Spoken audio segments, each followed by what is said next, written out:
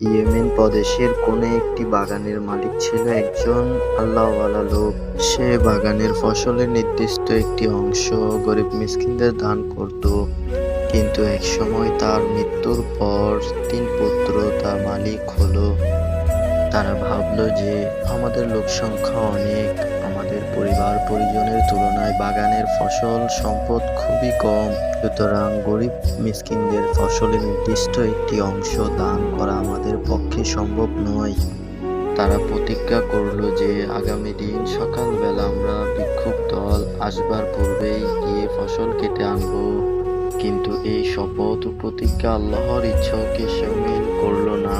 অর্থাৎ তারা এই কথা বলল না যে আল্লাহ চাইলে ইনশাআল্লাহ আমরা আগামীকাল সকালবেলা গিয়ে ফসল কেটে আনবো। এই ইনশাআল্লাহ না বলার কারণে আল্লাহ তাআলা তাদের বাগানে গজব নাজিল করলেন।